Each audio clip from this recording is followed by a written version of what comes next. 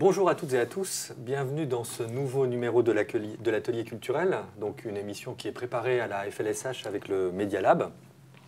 Je remercie d'ailleurs Laurent et Timothée à la réalisation. Aujourd'hui, notre thème du jour, puisque nous abordons différents aspects de la culture, ce sont les super-héros.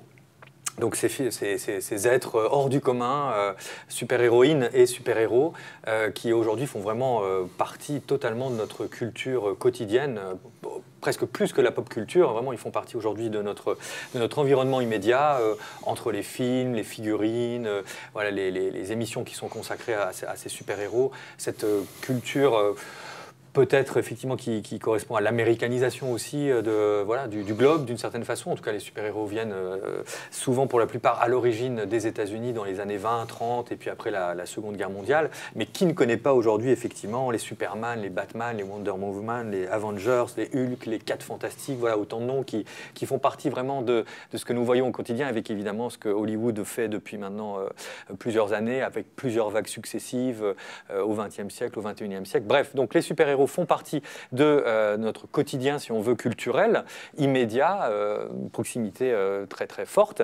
Mais ce qui est intéressant aussi, ce qui se passe aujourd'hui, c'est qu'il y a une sorte de retour aussi sur la place des super-héros, voilà, leur histoire, leur création, qui sont-ils vraiment, qu'est-ce que ça représente, etc. Et ils font partie aussi de la sociologie, des études finalement, comme il y a les gender studies, les cultural studies, il y a presque les super-héros studies.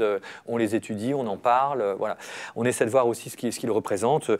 Il y a énormément de livres, d'expositions. Alors peut-être juste voilà, pour ouvrir cette émission, dire que par exemple actuellement, il y a au musée à Paris, il y a un musée qui s'appelle Art Ludique, et qui fait une grande expo jusqu'en septembre 2017, par exemple, où on voit des costumes, il y a des présentations, plus de 100 costumes qui ont servi pour les films, des planches originales des bandes dessinées, des comics, etc. Donc voilà, il y a une sorte de culte aujourd'hui aussi de cette histoire, de l'évolution des super-héros dans notre culture.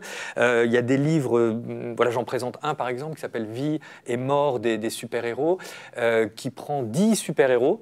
Alors pas forcément d'ailleurs les plus connus, bon évidemment il y a Hulk, Captain America, mais voilà, il y en a d'autres, et à chaque fois avec des thèmes sur la violence, la guerre, la drogue, etc., l'éthique, la politique, donc ça devient finalement un objet de plus en plus sérieux, si on veut, d'un certain point de vue, et ça nous renvoie à cette sorte de métabolisme de la pop culture, à la fois très vivant, à la fois voilà, quelque chose qui est alternatif et mainstream, un peu militant mais aussi commercial. Est-ce que c'est rebelle ou conformiste, ou les deux à la fois, côté sombre, côté clair? Voilà, en tout cas, je suis très heureux d'ouvrir cette émission et très heureux d'avoir aussi deux partenaires, deux chroniqueurs aujourd'hui. Sofiane, bonjour. Bonjour Alyosha. Alors, de quoi vous allez nous parler aujourd'hui ? Alors, moi, je vais parler de l'univers un peu primaire des super-héros. Qu'est-ce qu'un super-héros? Quel est son impact sur la société? On va voir aussi un peu l'aspect moralisateur du héros. C'est-à-dire que c'est pas... si je peux parler très largement, on va essayer de se détacher de l'idée de conte pour enfants, d'un personnage en cape qui a des pouvoirs, c'est au-delà de ça. Il y a souvent des histoires, il y a souvent des morales, ça veut souvent raconter quelque chose et c'est souvent contextualisé. C'est très important. Et de là, on peut vraiment faire une étude sur ce que c'est. Pourquoi le héros fait ça, pourquoi on a besoin de faire une histoire avec lui, pourquoi on l'a créé et qu'est-ce qu'il apporte finalement à la société. Et aujourd'hui, comme tu l'as dit, avec l'apparition des médias de masse, le cinéma, tout ça, les super-héros ont vraiment une place importante aujourd'hui dans la société. Est-ce que le phénomène n'est pas en train de s'inverser? Est-ce que c'est pas maintenant, on les met au cinéma, il y a un impact, et donc on en crée quelque chose? D'accord. L'inverse est aussi vrai. On essaiera de voir ça. Voilà, très bien, très bon angle. Et Jordan, un autre sujet peut-être sur les super-héros? Moi, je vais vous parler des super-héros européens, puisque oui, aussi, dans notre Europe, on a des héros, mais ils ne sont pas aussi impressionnants que nos voisins américains. Je vais vous montrer tout ça. Ah oui, donc existe-t-il des super-héros européens? C'est une question aussi intéressante. Alors, toujours pour continuer un petit peu sur cette discussion, donc voilà, Vie et mort des super-héros, je remonte cet ouvrage parce que je n'ai pas cité celui qui dirige ces 10 études, c'est Laurent de Sutter, qui est professeur à l'université, pas très loin en Belgique, à Bruxelles, qui est plutôt théoricien du droit, etc. Donc voilà, les super-héros prennent une place pas simplement dans la pop culture, mais dans les études universitaires, on va dire. On l'étudie, mais d'ailleurs même dans votre propre licence, je pense, licence MCC que vous avez faite toutes les deux. Voilà, tous les deux, les super-héros font partie aussi de ce qu'on peut étudier à l'université. Exactement. Bien sûr. Donc ça, c'est intéressant. Et il y a un autre livre aussi, que je n'ai pas là, mais qu'on peut lire aussi, qui vient de sortir d'Hubert Artus, qui s'appelle Pop Corner. Alors ça rejoint un peu la popcorn, donc la culture hollywoodienne aussi, qui a une telle place aujourd'hui, mais qui explique notamment, par exemple, l'origine des super-héros, alors qui s'inspiraient eux-mêmes. C'est marrant, évidemment, toujours qu'on s'inspire de ce qui existe déjà. C'est-à-dire, avant les super-héros tels qu'on les connaît, il y avait aussi Tarzan, Zorro, Conan le Barbare, etc. Et que, alors, est-ce que vous savez qui est le premier super-héros qui a été créé à peu près, enfin évidemment très connu, hein, je parle vraiment de celui qui a lancé un peu la mode dans les années 20. Le tout premier? Ouais, même plutôt les années 30, normalement. Non, ça aux États-Unis alors? Ouais, aux États-Unis, ouais, bien sûr. Ouais. En tout cas, c'est. Non. Alors, Captain America, c'est après ou c'est pendant la Seconde Guerre mondiale. C'est Superman, le premier qui a été créé. En 38. Ouais, en 33 même, par deux jeunes étudiants de Cleveland, ou même deux jeunes tout simplement, des copains de lycée, qui s'appellent Jerry Siegel et Joe Shuster, et qui à 19 ans ont fabriqué un fanzine, Science Fiction, et qui ont commencé à raconter l'histoire. Alors au début, c'était l'histoire d'un méchant, c'est-à-dire d'un savant fou qui donne des super pouvoirs à un personnage, qui va faire plutôt le mal, et ensuite il devient un défenseur de la veuve et de l'orphelin. Donc on est déjà un peu dans l'ambiguïté. Parce que le Superman tel qu'on le connaît, c'est 38 en fait. D'accord. Le Superman qu'on connaissait. Ce que tu es en train de raconter là, c'est en fait ils avaient créé un autre genre de personnage. Et en fait, si vous connaissez un peu l'univers de Superman, son pire ennemi, c'est Lex Luthor, qui est en fait l'inverse total de Superman, parce que Superman est un alien fort, presque imbattable. Lex Luthor est le pendant humain en fait. Et le personnage dont on est en train de parler, en fait, le premier Superman, donc, en fait, c'était Lex Luthor. Et chauve, scientifique un peu fou, riche, c'était ça. Ouais. C'est le pendant aussi du surhomme prôné par les nazis en 38, puisque lui est le surhomme américain qui va se battre pour la liberté, contrairement aux Allemands qui prônaient le surhomme nazi. C'est leur réaction aussi à cela. Ouais, c'est vrai. Donc on est dans l'idéologie aussi quelque part. Toujours. Ouais. Toujours dans une idéologie. 38, c'est Action Comics, hein, je crois. C'est ça. C'est justement le fanzine un peu officiel qui lance. Voilà. Effectivement, il y avait des prémices avant. Avec la voiture. Alors justement, parlons peut-être, Sofiane, de la place justement, ou le rapport entre parce qu'on est quand même dans l'imaginaire, a priori. Les super-héros, c'est l'imaginaire. C'est même le rêve ou le cauchemar d'ailleurs, mais en tout cas... Comment est-ce qu'on peut relier, comment aborder cette question pour relier justement les super-héros à notre monde? Il faut savoir que tous les héros qui fonctionnent, parce qu'il faut dire qu'il y a des héros qui sont créés tous les jours qui ne fonctionnent pas, le public qui n'attire pas le public. Tous les héros qui fonctionnent, qui ont eu un impact et qui sont là depuis très longtemps, comme là Superman depuis 38, il y en a Spider-Man depuis les années 60, des choses comme ça, ont toujours été créés en période de grande crise. Là où en fait c'était le désespoir pour la société presque. Hein. Tu prends par exemple Superman, le premier Superman donc 33, l'autre 38, c'était pendant le krach boursier, c'était pendant ce moment-là, les gens n'avaient plus d'argent. Captain America c'est la même chose, c'était pendant la Seconde Guerre mondiale, c'était la Grande Dépression de 1929. C'est souvent utilisé comme des outils de propagande. Alors en fait, en réalité, oui, c'est toujours irréel parce qu'on a des hommes qui sont des surhommes, qui ont souvent même des fois des pouvoirs réels, vraiment des pouvoirs. Ils peuvent tirer des rayons, c'est vraiment des pouvoirs vraiment qui dépasse l'imagination. Mais moi, je vois toujours ça comme une réponse qu'on peut donner, qu'on pourrait donner si ça existait, parce qu'on ne peut pas la donner actuellement. En fait, quand le désespoir est trop plein, on a créé ces personnages-là qui, eux, peuvent répondre à des problèmes qu'à l'époque, on ne pouvait pas régler. Tu vois? D'accord. Une réponse à une situation partagée par finalement toute une population. Prenons quelque chose d'assez simple. Tu prends Superman dans sa toute simplicité. Le mec, il est par balle. Le mec est carrément par balle, tu lui tires dessus, ça ricoche. Dans une situation où il n'y avait tellement pas d'argent que le crime était monté en flèche aux États-Unis. Et là, on présente aux enfants, aux jeunes, à tous ces gens-là, aux policiers, on leur présente un personnage qui, quand ce personnage va se retrouver devant des braqueurs, par exemple, des gens avec des armes, ils vont lui tirer dessus, ça va ricocher. Quelque chose de totalement... Invincible alors, un peu. C'est quelque chose de totalement incroyable, parce que jusqu'à ce moment-là, c'était les gens mouraient dans la rue. Tu vois. Donc en fait, les super-héros, c'est toujours une réponse à un problème sociétal important. À la violence, Pas forcément la violence, un problème sociétal important. D'accord. Et une réponse qu'on ne peut pas donner alors qu'on est des simples humains, nous. Et c'est toujours, c'est toujours intéressant de voir que tous les grands super-héros sont toujours touchés, métaphoriquement, paradoxalement plutôt, sont toujours touchés par des problèmes qui touchent tous les humains. On a par exemple le Iron Man, qui a une grande période, donc Iron Man, donc l'armure, tout ça, au cinéma, il y en a plein de films sur lui, il est très connu. Il y a une grande période de sa vie dans les comics où il est alcoolique. Voilà, il y a un problème. Le mec, il est milliardaire, c'est un super-héros, il est connu par tout le monde, il y a des armes, enfin un truc... c'est un peu le constructeur du futur, avec une technologie que personne ne peut avoir. Mais le gars, il a un problème totalement banal. Il est alcoolique, il rentre dans l'armure, il vole en zigzag. Très bien. tu vois. Jordan, qu'est-ce que tu en penses, toi, chez les super-héros, il y a toujours un petit problème forcément très humain, que ça soit aussi bien comme Superman d'origine extraterrestre ou comme Tony Stark ou Bruce Wayne, par exemple. Il y a toujours un problème aussi avec cette famille qui n'est pas forcément présente. Le père, aussi bien Superman, Bruce Wayne qui perd ses parents, Tony Stark, son père est parti. Il y en a d'autres, hein, beaucoup d'exemples. Il y a toujours ces petits problèmes humains. Et ce que je constate aussi, hormis forcément Bruce Wayne qui a changé un peu la donne, Batman, pour les non-novices. Mais on prend Superman, par exemple, c'est juste un fermier du Kansas, donc c'est facilement identifiable, qui va forcément partir voir la grande ville, devenir journaliste, chercher les infos, donc avoir des connaissances pour devenir un super-homme. Avant même d'être Superman, c'est déjà quelqu'un de plus construit. Et c'est ça le message qu'ils ont dû passer pendant ces années 30, un peu difficiles et un peu noires à cette population. C'est pour ça aussi qu'il y a eu un regain, je pense, d'activité vers ces sorties des années 30, 40, même s'il y a eu la guerre qui a freiné un peu l'élan. Mais... Oui, c'est vrai qu'il y a ce côté un peu justement psychanalytique, c'est-à-dire que ça permet d'exulter, de faire sortir justement, d'incarner tous les problèmes et de les vivre un peu autrement. Ça a toujours touché un public assez jeune, parce que justement, il fallait les détendre en fait. Il fallait leur montrer qu'il y avait autre chose, que ça allait aller mieux. Dans les années 50, 60, 70, quelque chose qui était vraiment à la mode dans les récits, c'était une équipe de héros qui part dans le futur. Et là, on leur dépeignait un futur magnifique. Les choses vont mieux après. C'est ça. Tu vois ? Oui, il y a un espoir malgré tout. Ouais. Par exemple, Batman, on en parlait, c'est vrai qu'il y a un côté très sombre. Lui-même n'a pas de super pouvoir, a priori. En plus, Batman est quelqu'un d'assez fragile, avec des failles. Enfin, il a des facilités. Par exemple, son pouvoir... Bruce Wayne a beaucoup d'argent, c'est l'entreprise, c'est quelqu'un qui a des facilités.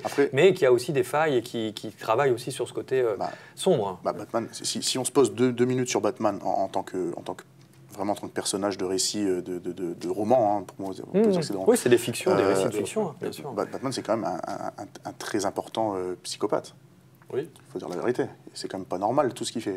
Il a poussé son corps parce qu'il y a des gens qui meurent tous les jours. Lui, Batman, son principe l'histoire de base, c'est que ses parents se sont fait tuer dans une ruelle. Lui, il l'a jamais digéré. Il a décidé de nettoyer la ville. Très bien. Il a quand même poussé, si tu vois le personnage, il a quand même poussé son corps à l'extrême limite de ce que les humains peuvent supporter. Il s'est instruit dans tous les domaines possibles que l'humain avait à ce moment-là pour être un surhomme tout en étant mortel. Et il retourne dans les rues en disant maintenant je vais tout nettoyer. On est comme à la limite, même carrément dedans. C'est un très très grand psychopathe cette personne-là. Et puis en fait, quand tu regardes finalement comment ça fonctionne, il fait du mal au mal et ça crée du bien en fait. N'importe quel autre, si on est dans le monde vraiment réel, avec tous les milliards qu'il a, donc il a subi un traumatisme, ses parents sont morts, qu'est-ce que tu ferais toi ? Tu paierais des choses, tu ferais des dons, la police. Non, lui, il va tout seul. Il y a une forme de folie qui traverse tous ces personnages et qui montre aussi ce caractère forcément humain. Qui est pour vous votre super-héros préféré ou anti-héros, vu qu'on voit que les frontières sont justement assez poreuses ? Jordan, par exemple. C'est large.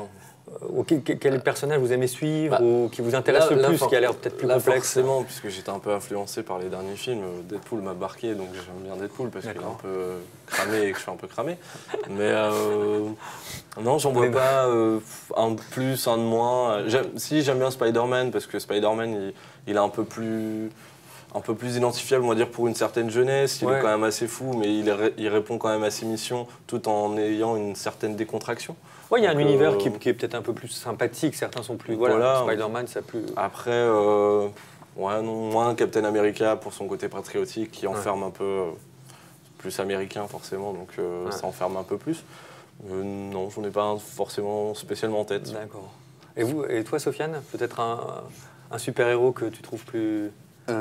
Alors moi j'aime bien, c'est pas vraiment un super-héros parce que moi je lis vraiment beaucoup de choses différentes, mais il y avait un récit qui était d'ailleurs sorti aussi au cinéma mais que j'avais lu en comics avant, qui m'a vraiment plu parce qu'en fait c'était le contre-pied total de ce qu'était un super-héros. C'était Kick-Ass. Et en fait, lui, le principe, c'était quoi ? C'était que c'était un gamin qui achète une combinaison de surf, et puis le mec, il sort dans la rue et il se fait défoncer. Et c'est carrément ça qui se passerait en réalité. Et ça me faisait rire parce que le mec, il sort, il se fait défoncer, il ressort encore. Et puis il finit une fois à l'hôpital avec des broches, une fois que le nez pété, puis il continue, il veut se faire taper, lui. Parce qu'il a lu tellement de comics qu'il se dit, c'est comme ça la vie, il faut que j'aille faire quelque chose. Et puis alors, en fait, il fait rien. Il se fait défoncer, c'est tout. Mais ça, ce qui est bien, il y a le second degré quand même, il y a la parodie, il y a toujours ça qui fraude, qui est toujours en marge des super-héros. Il faut créer cette ligne. Il y a ça met se prendre au sérieux, peut-être. Il y a certains moments dans l'histoire des comics, où ils ont essayé de se rapprocher trop près de la réalité. Et c'est toujours des moments où les gens décrochent parce qu'ils n'ont pas besoin. Mais c'est pas fait pour ça. Ils n'ont pas besoin d'éteindre leur télé et de trouver. Tu vois, de voir l'actualité à travers les films des super-héros. Il faut voir l'actualité, mais déguisée. C'est-à-dire que par exemple, tu n'ouvriras jamais un comics. Alors il y en a quand c'est du mainstream, très mainstream, indépendant, tout ça. Mais tu verras jamais un comics, par exemple là, si on prend actuellement ce qui se passe à l'échelle internationale, l'État islamique, tu verras jamais un comics avec l'État islamique, ça n'arrivera jamais. Voilà. Tu verras un comics peut-être avec des terroristes, pourquoi pas. Ouais, c'est du 9e art, ça reste de la bande dessinée au départ. On est d'accord. Il transpose forcément ce qui se passe. Les soucis. Je pensais par exemple au grand succès littéraire Civil War, qui n'a pas forcément été bien adapté, je pense, au cinéma, mais pas du tout. Voilà, et qui traite quand même de cette identité du service à la communauté, est-ce qu'il faut dévoiler des choses, le secret, par rapport aux lanceurs d'alerte, on peut faire des rapprochements par rapport à ça. Donc ça va toujours transposer les thématiques dans un univers quand même précis pour que les gens ne se perdent pas non plus. Ils ont des références, mais il ne faut pas que ça devienne la réalité. Ils sont là aussi pour oublier, pour imaginer un meilleur futur. Voilà, il y a quand même toujours cet équilibre à trouver. D'ailleurs, Jordan, parlez-nous un petit peu justement pour votre propre chronique sur les super-héros européens. Alors, parce que ça, c'est assez curieux. C'est vrai que tout vient de l'Amérique, mais apparemment, pas tant que ça alors. Pas tant que ça. C'est vrai que je me suis posé cette question en préparant l'émission. Pourquoi on n'a pas notre super-héros, notre Superman, notre Batman ou notre Captain Europe? Et c'est vrai que je me suis dit... Ça nous ferait du bien de temps en temps. Mais oui, parce qu'on se l'est dit quand même, les super-héros, ça a été créé quand même à la sortie des grandes dépressions et après les 2 grands conflits mondiaux que le monde a connus. Et quand même, l'Europe a été une grande participante de tout ça. Donc normalement, il devrait avoir ces super-héros. Et on les a pas. On les a pas. Alors en 2009, il y a l'auteur Serge Lehmann et le dessinateur Guess qui ont proposé de refaire cette histoire des dessinateurs européens. Pourquoi ils ont disparu? Donc ça s'appelle La Brigade Chimérique, donc je le recommande à tout le monde, c'est vraiment très bien. Et l'histoire elle est simple, on voit en fait qu'avec l'évolution des découvertes scientifiques comme les gaz toxiques, les radiations, etc., il y a des super-hommes qui voient le jour en Europe. Très bien, chaque pays européen a ses super-héros. D'accord. Et tous ces super-héros, en fait, c'est des super-héros des années qu'on a totalement oubliées, des années 1900, 1910, 1920. Donc ça ne parle pas forcément aux plus jeunes ou aux moins jeunes d'ailleurs. Mais en France, on avait le Nyctalope, le protecteur de Paris, qui était créé en 1911 par Jean de La Hire. En Angleterre, il y avait l'accélérateur qui a inspiré le Flash. Quand même. Donc c'est quelqu'un qui va très vite. Une sorte de Fantomas, peut-être c'est l'époque de Fantomas. Fantomas, c'est juste après. Ah d'accord. Juste après, c'est dans la suite de cette histoire d'ailleurs. En Allemagne, alors peut-être que les plus âgés le connaissent, c'est le docteur Mabuse qui dirige l'Allemagne nazie, qui a un contrôle sur les foules. En Espagne, la Phalange, enfin, il y a tout le monde. Et il y a une incrustation du réel, comme on en a parlé tout à l'heure, puisque c'est Marie Curie qui joue un peu le professeur X dans tout ça. Et qui dirige toutes ces histoires. Donc cette histoire, elle met les anciennes histoires du début du siècle, les personnages historiques, mais il y a une différence avec les Américains, c'est qu'elle met en avant la science, elle met plus en avant les extraterrestres, les choses comme ça. C'est vraiment des problèmes scientifiques qui ont créé ça. Et c'est peut-être l'explication, c'est que la science est un déterminant, et c'est pas forcément le bon déterminant. Ces super-hommes, ils se cachent quand même, c'est quand même pas grand-chose, et c'est surtout une histoire qui met en avant le politique. La politique et le récit de super-héros en Europe, c'est une longue histoire. On voit que tous les pays européens, ils ont détenu leur égérie. En Allemagne, la résistance allemande, donc les roses blanches, si je me souviens bien, possédait déjà une icône, c'était Captain Berlin. Donc ils avaient fait un Captain Berlin, c'était l'ultime défenseur face aux nazis. A contrario, Salazar au Portugal, le dictateur donc Salazar, utilisait Capitão Falcão, pour se glorifier en fait. C'était son outil de propagande. Alors la plupart des super-héros, aujourd'hui, ils sont parodiques. On peut se poser la question pourquoi. Je vais vous en proposer pêle-mêle 3. Et on va commencer par la France. Moi je pense à Super Pépère. Super Dupont. Super Dupont. Voilà, justement. Le fameux avec sa baguette, son béret voilà, de Gottlieb. Super Dupont, voilà, qui a été créé en 72 par Gottlieb. Génial, ça. Et qui combattait l'organisation anti-France à coups de charentaise. Il avait des ennemis. Voilà, en fumant ses gitanes, en buvant son vin rouge. Il refusait même d'être peint à l'encre de Chine, tellement il est patriote. Donc c'est vous dire. Voilà, ouais, ça frôle. C'est la caricature parfaite de l'Hexagone. Exactement. En Espagne, il y a son pendant donc, ibérique. En Espagne, c'est Super Lopez, c'est rempli de gags. Alors, c'est un Superman avec un gros pif. Et à chaque fois qu'il utilise sa vision ultraviolet, il se brûle le nez, par exemple. Il se prend des coups, il a des bosses, etc. Et le meilleur, alors ça, c'est la crème de la crème. Après l'Espagne et la France. En Finlande, donc c'est... Alors, excusez-moi de la prononciation, mais en Finlande, c'est Perasmies. Je ne sais pas si je le prononce très bien. C'est latin un peu, mais... Voilà, qui signifie Fessman. Et ce héros, c'est un SDF, alcoolique, vivant dans une décharge dont le seul pouvoir est d'émettre des P super puissants qui font tomber ses ennemis, tout simplement. À quand une adaptation au cinéma? Ça donne envie. Hein. On serait peut-être étonné. Hein. Voilà. Donc pour résumer, on peut se dire quand même que les super-héros, ils ont été créés à la sortie des 2 guerres mondiales, et c'est révélateur en tout cas qui s'est tombé. Pourquoi il n'y a plus de super-héros en Europe? Pourquoi on n'a pas tout ça? Parce qu'à ce moment de l'histoire en Europe, c'est l'histoire qui est partie en parodie, c'est le super-héroïsme qui est parti en parodie. Les nazis sont accaparés les surhommes, la politique c'est elle-même parodiée, donc avec Vichy, etc. Donc une perte de confiance totale. Et beaucoup ont plongé dans la crédibilité américaine. Captain America, il tient la route par rapport à nous qui ne faisons pas ce qu'on dessine, entre guillemets. Donc aujourd'hui, on peut se dire qu'avec le renouveau, la Brigade Chimérique qui va être adaptée en plus au cinéma prochainement, que le doute est permis. Mais là, le Captain Europe, il est loin, mais il existe.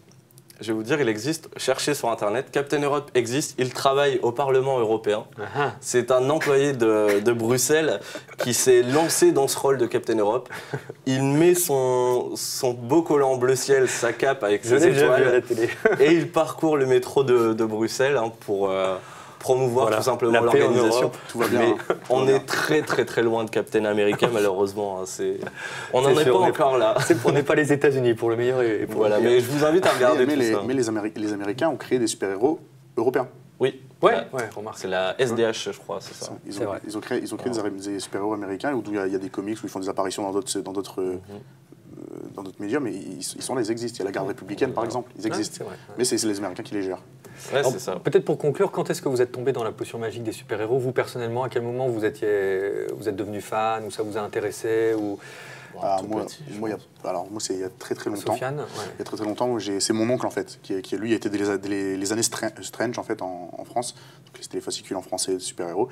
Traduit. Quand j'étais jeune, j'étais souvent avec lui, il lisait ça, je lisais ça, puis voilà. Ah super, donc presque une transmission familiale. Moi c'est pratiquement ça. Puis après j'ai jamais lâché. Puis après je me suis mis un peu plus dedans. J'ai essayé de comprendre ce que c'était réellement au-delà d'une certaine. C'est un peu BD en fait. Ouais. Voilà. Mais moi non, c'est ça. Il y a très longtemps. D'accord. Et Jordan, toi C'est pareil, oui, depuis tout petit.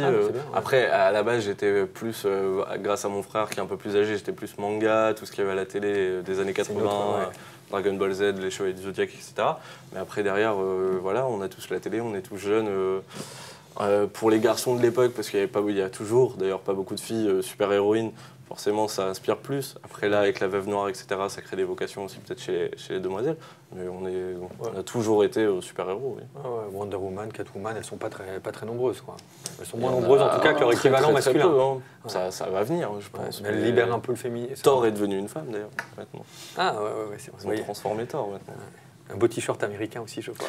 Oui, je me un peu suis transformé dit, quand même. On est dans la culture. On va mettre la bannière étoilée pour aujourd'hui. Hein. Bon, en tout cas, merci beaucoup, messieurs, d'avoir participé à cette émission. Très heureux d'avoir échangé avec vous sur les super-héros. Donc, à très bientôt pour un prochain numéro de l'Atelier culturel.